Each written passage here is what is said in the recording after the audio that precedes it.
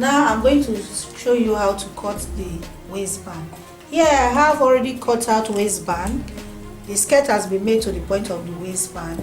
And remember, when you're sewing the skirt, make sure the zipper aligns with the edge of the skirt itself, the waistline of the skirt, because this part of the zipper, remember when I was teaching you how to sew zipper, this part is meant for the waistband, so that this iron will not obstruct your sewing.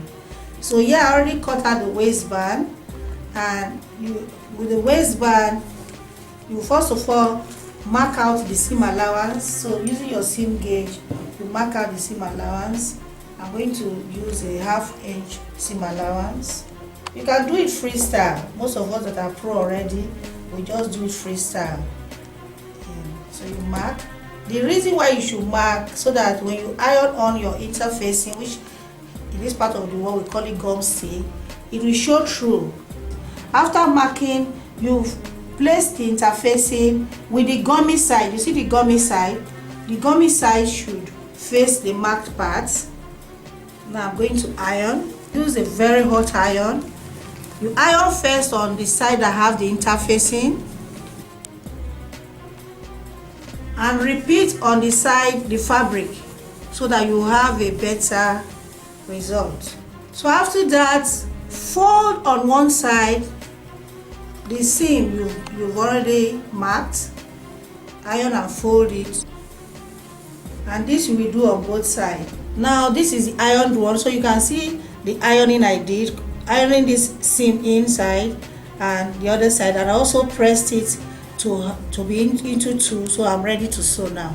Ideally, the way I teach my students, most people start inserting their waistband from right side to wrong side, but I've taught my students to do it from the wrong side of the skirt or trouser or whatever they are sewing to the right side, because then it will be easier for them to have a better finishing. The first thing you should do next now is just to check if your waistband is accurate. It will be enough to go around the waistline. So now you take your waistband and align it. Make sure you have some protruding out, which will help us to make the underlay later. And this time, make sure you are following that crease line that you created after ironing.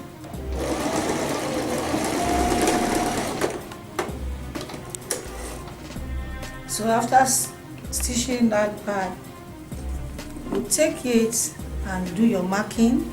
So using my tailor's chalk, bend this part to meet the other part. Make sure it aligns properly, and you mark using the edge of your zipper, open zipper, as a guide. You start marking. The marking you are making is the actual seam allowance, and this part will become the underlay for the, and I pin in place. So repeat the same thing on the other side of the waistband, the edge, and fold backward too. Let it align with each other. So this will be the upper parts of the waistband. So in that case, using the edge of your zipper as a guide again, draw a straight line this time and pin in place. Remember, always pin before you sew.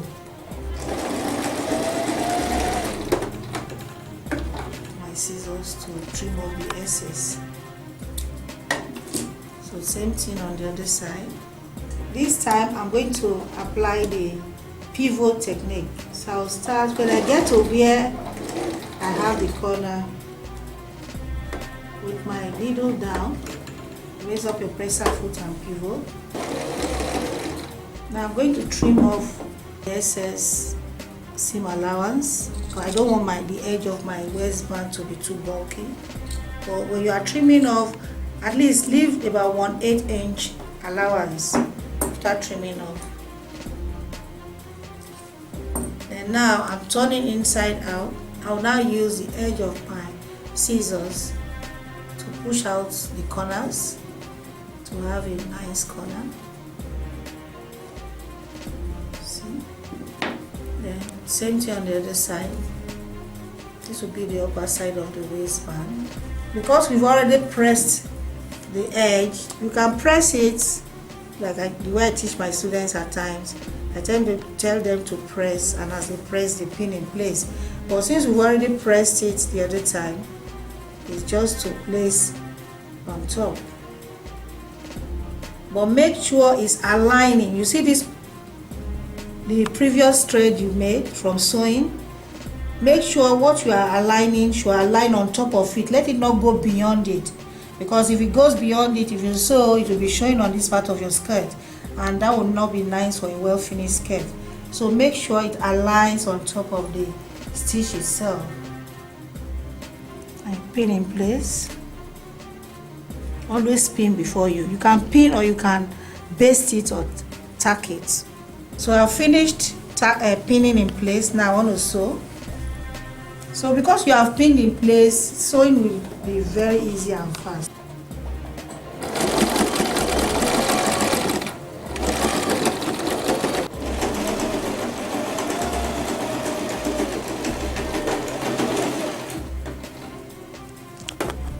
Now we have finished it, and let's see our job, what we just did.